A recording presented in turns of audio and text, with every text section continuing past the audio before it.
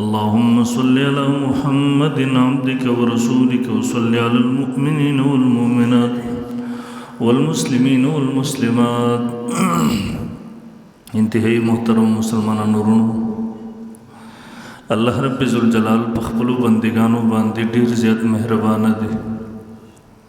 انسان کمزور دی، د دیو جن انسان نه غلطیاں کیږي، د انسان نه ګناهونه کیږي.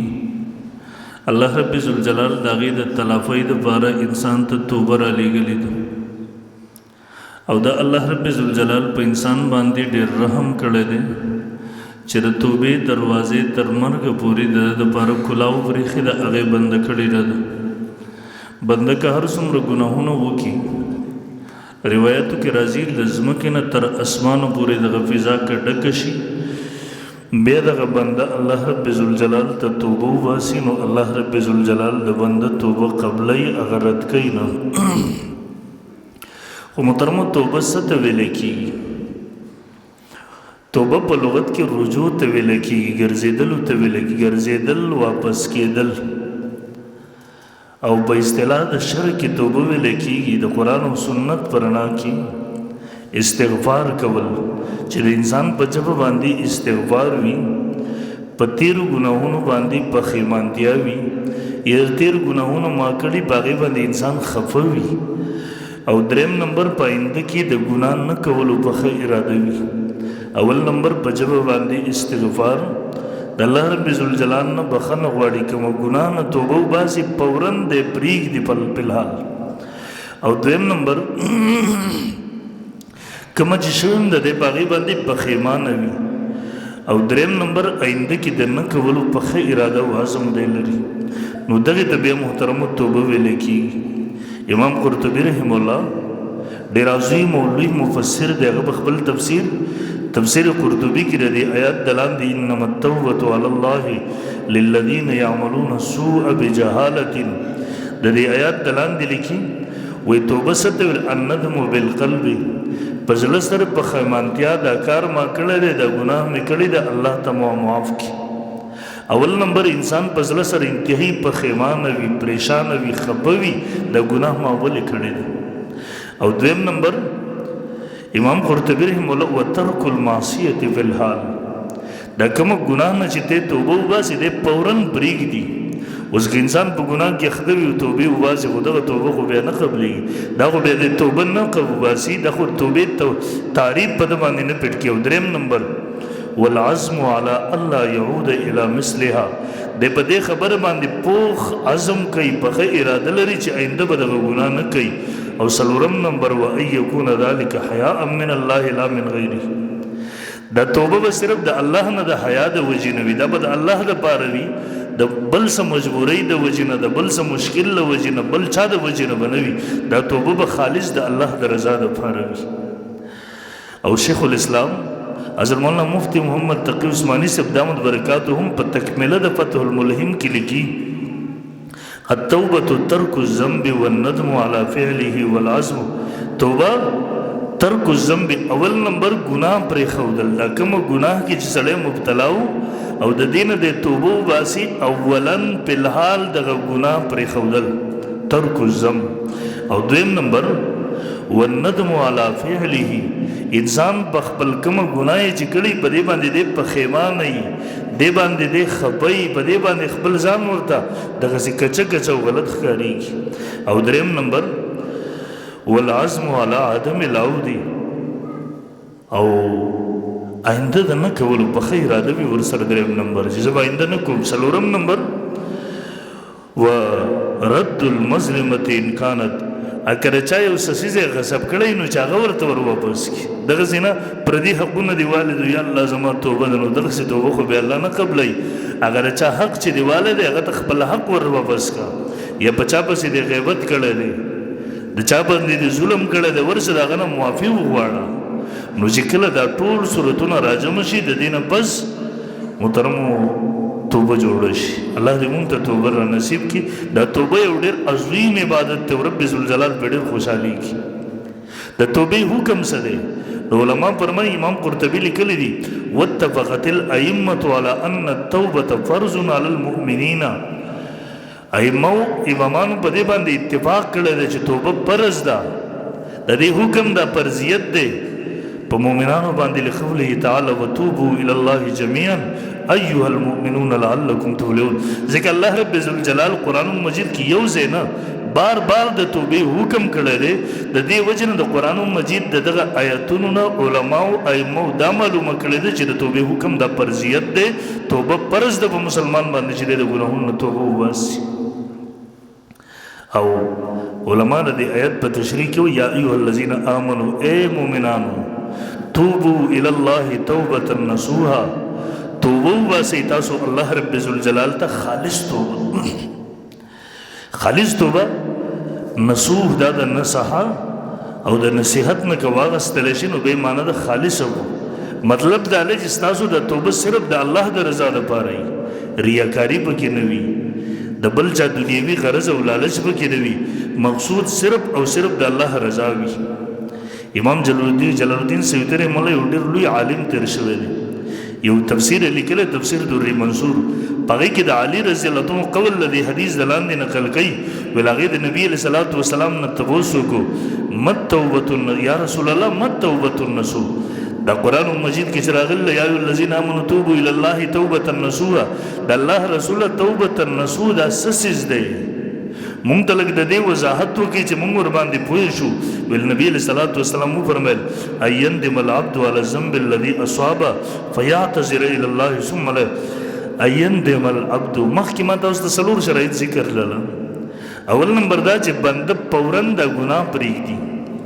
دویم نمبر بنده پښیمانه شي چې دا مې څه کړي دي دریم نمبر آینده د نه کولو عزم او قصد وکړي نو دلته نبی رسول الله ایندم العبد علی ذنب الذي اصاب بنده چې کوم ګناه کړی دی په دې باندې دی تو پښیمانه شي په دې باندې دی خپي پریشان دی دا ګناه ما ولې کړی او د مؤمن حال بمداوي دی چې کله ګناه وکړي دا زړه مکمل تور شوی نه وي دا سخت خپي په دا ګناه ما ولې دا ګناه وکړله لیکن کله کله د انسان دا زړه تک تور شي نو دته بیا د ګناه احساس نه کیږي دته بیا د ګناه احساس نه کیږي چې څه شوي دي بیا که ګناه کوي نو څه احساس دغه ګناه ورته نه کیږي بیا ځکه دا زړه تور شوی دی اوس که دی ګناهونه هر څومره کوي څه اثر ورباندې نه کوي نو نبي علیه صلات وسلام وفرمیل فیعتذر الی الله الله ته عذر وکړي د الله نه معافي وغواړي مغفرت طلب کړي ثم لا یعود الیه کما لا یعود او بیا دی ګناه ته واپسې نه کوي آینده دا ګناه نه کوي لکه څنګه چې د غولانځې نه پی راوځي دا پی واپس د غولانځې د نه ورځي دغسې دا بنده آینده ګناه نه کوي د ګناه د کمې نه چې توبه وباسلې وي دې ته نه ور نږدې کېږي دې ته ویلی کېږي توبة نصوح د کمې چې مونږ ته الله رب الجلال حکم کړی دی او محترمو د توبې بیا ډېر زیات فایدې دي ډېر زیات فضایل دي اوله فایده دا ده چې په توبې سره الله انسان ته د ګناهونو معاف کوي ګناهونه که هر څومره وي انسان کړي الله یې معاف کوي وهو الذي يقبل التوبة عن عباده الله هغه ذات دی چې خپل بندګانو توبه قبلوي ويعفو عن السيئات او الله په دغه توبې سره د بندګانو ګناهونه معاف کوي دویم ځای الله فرمایي که د انسان په دا توبې وایستله د ګناهونو نه او ډېر پښیمانه دی نو صرف دا نه چې الله به ورته معاف کړي الله به دا ګناهونه ورته په دا نیکو باندې بدل کړي لکه دویم ځای الله فرمایي الا من تاب وآمن وعمل صالحا عملا صالحا فاولئک یبدل الله سیئاتهم حسنات الله به دا ګناهونه په نیکو باندې بدل کړي وکانه الله غفور رحیم څومره مهربان رب دی ستا ګناه صرف معاف کوي نه دغه ګناه درته په نیکۍ باندې بدلوي یو روایت کې راځي قیامت په ورځ به څه بندګان الله راوغواړي ده ته به وایي او بنده د پلانکۍ ګناه دې کړې وه دی به وایي والله کړې مې وه خو دا هغه خلک دي چې ګناه یې پټه کړې وه څه خلک دغسې دي ګناه ښکاره کوي اعلاني ګناه الله نه معاف کوي څه خلک دغسې ګناه وکړي او په دا ګناه باندې بیا فخر کوي په طور د فخر یې بیانوي نو حکیم الامت مولانا نصرالباری تانوی صاحب رحم الله لیکي د ګناه بیانول دا هم ګناه ده او په ګناه باندې فخر کول د خو بیا ډېره لوی عظیمه ګناه ده نو الله به ورته وایي او بنده تا نه پلانکې کار کړی والله ما کړی دا مې کړی دا دې کړی دا دې کړی دا ټول به ورته دی به وایه والله ما کړي الله به ورته وایي زه معاف کړی مې بیا به ورته وایي بنده هغه ګناهونه مې درته په نیکو باندې بدل کړل زه دی خو له ول یېرېدو چې ما به سې دفتر د ګناهونو راکولاو نه شي لیکن کله چې واورېدل چې ګناهونه دې په نیکو باندې بدل شو اوس دی څه وایي وایي الله ما خو نور غټ ګناهونه هم کړي وو خو په دې دفتر کې ما ونه کړ انسان خو دی حریص ما اوس غټ ګناهونه هم کړي دي دفتر چې تا راته کوم راکولاو کړي کې خو ما بیا نه مونته نو الله ورته وفرمایي هغه مې درله د دې نه مخکې په نیکو باندې بدل کړي وو خو تا ته مې مخکې د ذکر رانه وړه ما وایي چې ګبراو نه شي ونه یېرېږي خو دا هغه خلک دي چې دیو ګناهونه پټ کړي دي په ګناهونو باندې فخر نه دی کړی ګناهونه بیان کړي نه دي بس د الله سره ستا معامله وه تا ګناه وکړله پټه دې وکړله توبه دې ویستله اوس توبه دې ویسته الله به درته معاف کړي بلکې رب فرمایي فاولئک یبدل الله سیئاتهم حسنات الله به ورته دغه ګناهونه په نیکو سره بدل کړي دومره مهربانه رب دی او نبی علیہ السلام وفرمایل التائب من الذنب کمن لا ذنب له د ګناه نه توبه ویستونکی دا داسې دی ګویا کې ګناه نه ده کړې ده سره الله به ورته نه یادوي چې بنده تا دا ګناه کړی و او یو بل حدیث کې راځي نبی علیہ السلام فرمایي لو اخطأتم حتى تبلغ السماء ثم تبتم لتاب الله علیکم اے د بني ادم اولاده اے بني ادمه تاسو که دومره ګناهونه وکړئ چې دا ګناهونه اسمان ته ورسیږي دا ځمکه او اسمان د فضا ډکه شي ثم تبتم بیا د هغې نه پس تاسو توبه لتاب الله علیکم د مرګ نه مخکې د توبه وروسته الله به در باندې رجوع به وکړي الله به معافي وکړي او ګناهونه به درته معاف کړي او حدیث قدسی هم دی الله تعالی په خپله فرمایي یا ابن آدم لو بلغت ذنوبک عنان السماء ثم استغفرتنی غفرت لك ولو اے د آدم بچیا ستا دا ګناهونه که د اسمان کنارو ته ورسیږي یعنې دومره ګناهونه ته وکړې چې دا ځمکه او اسمان د فضا ډکه شي بیا ته زما نه بخښنه وغواړې غفرت لك ولو زه به دې معاف کوم ما ته چا پروا نشته دی ما نه څوک دا تپوس نشي کولی چې دا دې ولې معاف کو دومره لوی جرم دې ولې معاف کو الله وایي ولا ابالي زه چا پروا نه کوم امام بخاری رحم الله او امام مسلم رحمه الله دا عظیم محدثین دی په د امت کې څه خبیثان دي په دې وخت کې به د محدثینو پسې بکواس کوي لګیا دي څوک که فقهاو پسې بکواس کوي دا هم د دین دشمنان دي څوک که په محدثینو پسې بکواس کوي دا هم د دین دشمنان دي د دین خیرخواهان نه دي ځکه فقها او محدثینو دا دین محفوظ کړی دی د رسول الله صلی الله علیه وسلم فرمودات یې محفوظ کړي دي څوک چې د دې سره دشمني کوي دا هم د الله د دین سره دشمني کوي څوک چې د محدثینو فقهاو دا هم د الله د دین سره دشمني کوي دې وخت کې دغه یوه ډله ده د پنجپیریانو چې د منکرین حدیث یو نوی نسل تیاری روان دي مخکې منیر شاکر را پاسېدو اوس یې بل یو تور غونته کې کارغلی د پنډۍ هلته اوسېږي هغه را پاسېدو بله ورځ په محدثینو پسې بکواس شروع کړو وایي په انشاءالله زه به په بلې جمعې نه بیا په کلاره یو جمعه په اغېز باندې زه خبره کوم الله دې منکرین حدیث نه زموږ نوی نسل وساتي دا لویه فتنه ده په دغه امت کې بهرحال امام بخاري او امام مسلم رحم الله فرمایي وایي په بني اسرائیلو کې یو کسو 99 کسان یې وژلي بې ځله وشو زه توبه وباسم نور قتلونو نه ماته څه میلاویږي یو چا نه تپوس وکړو ویل چېرته یو عالم به میلاو نه شي نو یو چا ورته یو راهب ورښودو په هغه زمانه کې ویل هلته لاړ سي یو راهب دی هغه ته خپله مسله ووایه بل جواب درکړي دی راهب ته ورغی هغه راهب ته وایي ما نن مې قتلونه کړي دي دومره ګناهونه مې کړي دي ما ته توبه کېدی زما توبه قبلېدی شي هغه ورته تو توبه نن مې کسان دي وژلي دي بالکل نشي کېدی نو توره راویستله دنې ما سر وویل خو تا هم پکې ځای ته کومه نن مې نو سل پوره شو نو کله هم چې مسله وایي چېرته پوهه عالم ته ووایه دغسې اناړي ته مه وایه چې په مسله نه پوهېږي تا مایوسه کړي مونږ یو ملګری و خوب یې کتلی و نو ما ته ویل زه یو ملګری ویل هغه خواته ورغلو نو ما ورته چې دغسې خوب مې کتلی دی وایي ما ته وایي چې ته خو غر کې ته بغې نو چې تا له دغسې فورن ته کم از کم خوب چې دې وکتو مسله درته راله یو پوه عالم ته تجربه کار عالم ته هغه ته ورشه چې په طریقه باندې تا ته ستاره خوب تعبیر درکړي، په طریقه باندې تا ته ستاره مسلې جواب درکړي، نو دی ورته ستا توبه خو نه قبلېږي، نو پسې توره راوویستله د دې هم سر وویل سل پوره شو. مخکې بل ځي ته ځي بیا د چا نه تپوس کوي، ورته وایي چېرته یو پوهه عالم نشته دی چې ورشم زه توبه کول غواړم. نو یو چا ورته یو بل عالم ورښود، ویل لوی عالم دی هلته ورشه دی، هلته لاړو هغه ته چې ویل زما توبه قبلېدی شي، نو هغه ورته وایي ستا د توبې په منځ کې رکاوټ څه دی، ولې نشي قبلېدی؟ د توبه وویستله. بیا ورته عالم وویله ویل نور ته په دې علاقه کې مه اوسېږه، ځکه دا هغه ستا ملګري دي، دا خلک یې که نه زمونږ تبلیغي ملګري وي، یو څوک بوځي چله کې 4 میاشتو کې سیروزه کې دا کس چې راشي اگر د ملګري کې دی د هغې سره بیا ناسته پاسته شروع شي دی بیا هغه خپله رمیتوبونه شروع کړي. دې وجې نه تبلیغي جماعت والا ورته صحبت مه پرېږدئ، مجلس مه پرېږدئ، اعمالو کې جوړاویږئ. د پوډریان وي د هسپتالونو ته راولي علاج ورله وکړي، نو د علاج نه پس چې دی ولاړ شي نو بیا که هغه ملګرو سره ناسته پاسته شروع کړي، خو بیا 400 پوډر شروع کړي، بیا به مواعظ شروع کړي. لیکن کدی ته صحبت صحیح ملاو شي، مجلس صحیح ملاو شي، نو دغه ګناهونه نه ورته چټکاره ملاو شي. دا عالم ورته وایي ته واپس د خپلې علاقې ته مه ځه، ځکه بیا تا هغه ګناه ځمکې ته ځي او په ګناه کې مبتلا کېږي. ته پلانکي ځي ته لاړ شه، هلته نیکان خلک دي، دینداره خلک دي، هلته به تم نیکو طرف ته مایل شي. دی روان شو سفر یې شروع، توبه یې ویستې را، اوس د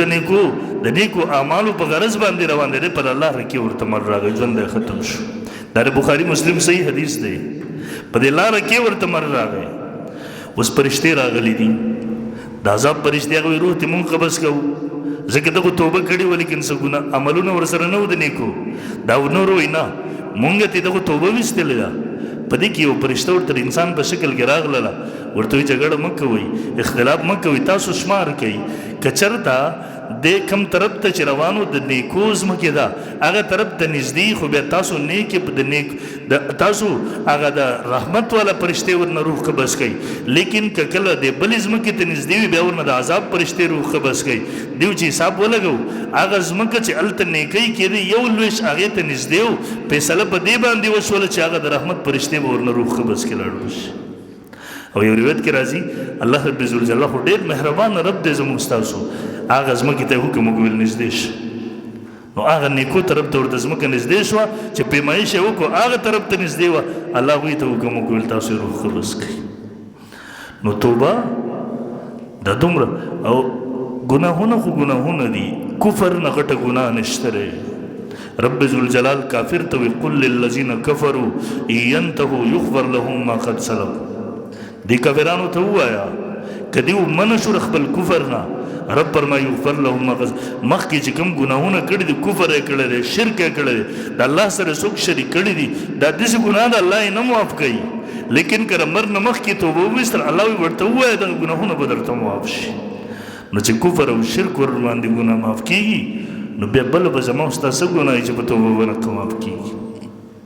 دې وجې نه دویم ځای الله فرمایي ومن يعمل سوءا او يظلم نفسه ثم يستغفر الله يجد الله غفور رحيم. چا چې ګناه وکړله، غلط کار یې وکړو، ظلم یې وکړو په خپل ځان باندې په ګناهونو سره، ثم يستغفر الله، بې الله نه بخښنه وغوښتله، توبه یې ویستله، کان الله بخونکی مهربان دی، الله به معاف کړي. او یو دریم ځای الله فرمایي وهو الذي يقبل التوبة عن عباده ويعفو عن، الله هغه ذات دی چې خپل بندګانو توبه قبلوي، د دې ګناهونه په غم کوي. څلورم ځای الله دا مضمون ذکر کوي واني لغفار لمن تاب وآمن وعمل صالحا ثم اهتدى. الله فرمایي څوک چې توبه وباسي زه د هغوی ګناهونه معاف کوونکی یم، الله یې د ګناهونه معاف کوي. او نبی علیه الصلاة والسلام فرمایي علماء ذکر کړي دي مکتوب حول العرش قبل خلق آدم ب4,000 سنه، دا عرش باندې 4,000 سال د آدم علیه السلام د پیدایش د مخکې لیکل شوي و انی لغفار لمن تاب، بېشکه زه بخونکی یم دغه چا دپاره چې توبه وباسي، توبه یې ویستله، و آمن ایمان یې راوړو، وعمل صالحا نیک عمل ثم اهتدی. دا د رب ذوالجلال وعده ده، یو کم سړی چې توبه وباسي الله رب ذوالجلال دغه ګناهونه معاف کوي. دې وجه محترمو د انسان نه ګناه خو کله کله کېږي، لیکن که دی دا توبه وباسي دا د الله محبوب وګرځېږي په دې سره. امام ابن قدامه رحم الله په خپل کتاب کې کتاب التوابین په نوم هغه کتاب لیکلی دی. په دې کې یو واقعه ذکر کړې ده د موسی علیه السلام زمانو. یو ډېر خطاکار او ګنهګار سړی و. خلک راجمع شو، مشورې وکړله، ویل له ده نه خو موږ تنګ راغلي یو، دا د کلي نه بهر وباسي. اوس چې د سړي جرم دې حد ته ورسېږي چې د کلي خلک پسې راجمع شي او د کلي نه بهر وباسي. ویل ویې باسئ، ویې ویستو. دی د کلي ښار نه ویستلو، بهر په یو دشته کې پروت دی. اقا حالت کې ورته مر راغی. الله موسی علیہ السلام ته وحی کوي ان ولی من اولیائی حضره الموت. اے موسی زما پلان کې زما یو نیک بنده دی، هغه ته مرګ راغلی، ته ورشه غسل هم ورته ورکړه او جنازه هم ورباندې وکړه او ګنهګارانو ته ووایه چې ورشي د هغه په جنازه کې شریک شي، امید دی چې الله یې د هغه د وجې نه معاف کړي. دا خلک چې راغله اوس چې ته خلکو ته وایې چې الله دې معاف کړي، خو منډې وایي بیا خلک دنیا راجمع ده چې وایې کته دا خو هغه سړی دی چې مونږ د کلي نه په د ارامي توپونو باندې ویستی و. د ده د وجې موسی علیه السلام ته الله وایي چې ورسه غسل هم ورته ورکړه، جنازې هم وکړه، خلکو ته وایه چې شریک شي. نو موسی علیه السلام الله ته عرض وکړو، الله ورله جواب ورکړو. ویل موسی ویل دا کس په دا دشته کې یوازې پروت و، د مرګ نه مخکې توبه وویستله. دی وی الهی عبد من عبادک غریب من فی بلادک. الله ستا یو بنده د بندګانو نه ناشنا دی، مسافر دی ستا په کلي کې. لو علمت ان عذابي یزید فی ملک. الله که ما ته دا پته وی چې ما ته ته عذاب راکې، په دې سره به ستا په بادشاهت کې زیادت راشي. وعفوک عني ينقص من ملکک. او که ما ته دا پته وی چې ته ما معاف کې، په دې سره به ستا په بادشاهت کې څه کمی راشي. نو لما سألتک المغفره، ما بستانه کلم بیا مغفرت نه وی غوښتی، خو که ما ته عذاب راکې ستا په بادشاهي کې زیادت نه راځي، که ما معاف کې ستا په بادشاهت کې کمی. عجیب الفاظ وی ولیس لی ملجأ ولا رجاء الا انت. زما خو بل څه در نشته، زما خو بل امید نشته، ځکه ډېر هم ګنهګار یم، خو ستا دروازې ته به راځم، ستا در ته به راځم، بل به چېرته ځم. وقد سمعت فيما انزلت، او ما خو اورېدلی ستا قرآن انی لغفار لمن تاب. ستا خو دا حکم کړی انی لغفار، څوک چې توبه وباسي زه یې معاف کوم. تا خو اعلان دا کړی دی، نو الله زه درته توبه وباسم، ما مایوسه کوه. نو موسی علیه السلام ته الله وی موسی یا موسی افکان یحسن بی ان ارده. دا مناسب و چې دا سړی زه رد کړم، د توبه زه قبوله نه کړم. د عمر په اخلاص سره توبه ویستلې وه، ما معاف کو. ګوره یو د عمر سخت ګنهګار چې علاقې والا د خپل کلي نه وباسي، لیکن لږ ساعت پس هغه توبه وباسي، هغه د الله محبوب بنده جوړېږي، د هغه د وجې نه نورو مغفرت کېږي. د دې وجې نه محترمو الله رب ذوالجلال ډېر محبوب او مهربان رب دی. الله وی اے پیغمبر قل یا دې زما بندگانو ته وی یا عبادی، اے زما بندگانو. کم بندگانو؟ اسرفو نیکان نه، اسرفو علی انفسهم، چې خپل ځان باندې زیاتې کړی دی، د رب بغاوت کړی دی، د نم نافرمانی کړې ده، ګناهونه کړي دي، ژوند یې په غلط په ګناهونو کې تېر کړی. ورته ووایي لا تقنطوا من رحمت الله، د الله د رحمت نه مه ناامید کېږئ، د الله د رحمت نه مه مایوس. ان الله یغفر الذنوب جميعا، الله به درته ټول ګناهونه معاف کړي، خو توبه وباسئ، راشئ د هغه دربار ته راشئ. علی رضی الله عنه فرمایي ما فی القرآن اوسع آیت من یا عبادی. وای د دې آیات نه زیات امید والا آیات په ټول قرآن کې نشته. علی کرم الله وجهه فرمایي کرم الله وجهه، وای په ټول قرآن کې د دې آیات نه زیات دا ګنهګارانو ته امید ورکوي، مه مایوسه کېږئ، راشئ توبه وباسئ د ورنه مخکې. الله به دې معاف. د دې وجې نه محترمو په ګناه باندې اصرار نه دی پکار، بنده کمزوری دی. الله رب ذوالجلال د بنده په توبې باندې خوشحالېږي، او دومره خوشحالېږي دومره حدیث کې راځي. یو بنده دی، نبی علیہ الصلوۃ والسلام مثال ورکوي، دی چې توبه وباسي، د ده په دا توبه الله څومره خوشحالېږي. یو کس دی د ده سره خپل اوښ یا اس ورسره دی، په دې خپل خوراک هم تړلی دی، په دې اوبه هم تړلی دی. یو ځنګل ته لاړو، په دې ځنګل کې انسانان نشته دی، دشته د لاره پته نه لګېږي، انسانان نشته دی، آبادي نشته دی. دلته دې سړي د خپل اس تړلی او دی وده شوی دی دی چې پاسېدو هله د سورلۍ نشته دی ورکه شوې ده دی ډېر وګرځېدو امید هم نشته دی چې سورلي به پیدا شي د ده خوراک هم هلته دی د ده څښاک هم هلته دی هېڅ امید نشته دی دی مایوسه شو راغی بس اوس مرګ دی دشته دی هېڅ نشته دی دی په دې امید باندې خپل ځای ته بیا راغی د خپل سنګل یې کېښودو راسره یې پې کېښودو چې زما نه په اسانه باندې سوځي مرګ دپاره سملاستو په دې حالت کې به ده باندې خوب راغی او په دقه حالت کې د خوب نه پس چې لږ ساعت پس د ده سترګې وغړېدې هغه د ده سورلي ولاړه وه د ده سورلي د ده خوراک څښاک دا بنده چې څومره خوشحالېږي تاسو اندازه ولګوئ د یو سړی د مرګ نه بچ کېږي دا څومره خوشحاله دی د دې نه زیات الله رب ذوالجلال د خپل بنده په توبې باندې خوشحالېږي چې بنده راشي د رب دربار کې پښیمانتیا ظاهر کړي الله ما نه ګناهونه شوي دي زه خطاکار یم زه ګناهګار یم ستا د رحمت واسطه ما معاف کړي الله په دې دومره خوشحالېږي د دې وجه نه محترمو او صرف خوشحالېږي نه په دې توبې سره مخکې ما څنګه د موسی علیه السلام په حوالې سره ذکر الله بنده د الله محبوب ګرځېږي ان الله يحب التوابین ويحب المتطهرین الله د توبه کوونکو سره محبت کوي دا د الله تعالی محبوب دي دا خلک چې څوک بار بار توبه وباسي او وهو الغفور الودود التائب حبیب الله یو حدیث کې راځي الله رب ذوالجلال د توبه قبلونکو سره محبت ذاتي د الله دوستان دي د دې وجه نه محترمو په تو ګناه باندې اصرار نه دی پکار کله کله انسان نه ګناه وشي انسان مړه په څو پورې به ګناه کوي او بیا به تو نه ته قصدن ګناه مه کوه که بیا درنه ګناه وشوله راشه الله ته توبه وباسه طریقه څه وکړه ګناه فورا پرېږدوه دویم نمبر پښیمانه شه په اشته کومه چې کړې ده آینده د نه کولو عزم وکړه که د چا حق دی در باندې هغه حق ورته ور واپس کړه دغسې نه کېږي وسړي ټول عمر حرامه پیسې ګټلې ده حرامه او بیا وایي الله معاف مې کړه اخر کې حج له لاړو اخر کې تبلیغ له لاړو اخر کې جهاد له لاړو اخر کې د مدرسې تعلیم شو یقین مې به دې سره نه معاف کېږي پردی حق به واپس کړي زما ملګری و اوس وفات شوی دی الله تعالی دې کامل مغفرت نصیب کړي ډېر ښه هلک سړی و حاجي صاحب ما ته وی ویل زمونږ په کلي کې یو سړی دی بدماش دی ویل دومره پردۍ ځمکې لاندې کړي دي ټول کور یې مول په دې حرامو جوړ کړی دی ویل ما سره په حج کې را سره و نو دې خلکو بیا د ځان دپاره دا قسمه فضایل هم زده کړي وایي ما ته هلته وایي چې پلانکیه ما ورته ویلاو وایي دغسې یو حدیث شته دی که نه چې الله تعالی به د قیامت په ورځ دا بنده راوغواړي چې ستا په دې باندې په تا باندې د دې پلانکي حق و دا ورته معاف کړه او د دې په بدل کې به زه تاله هغه محلات درکړمه ویل ما ورته ویله چې کېدی شي وي ما خو نه دی کتلی وایي ما ته وایي چې شته دی دغسې حدیث شته دی بس ما هم توبه ویستې ده پردۍ ځمکې مې چې کومې قبضه کړې دي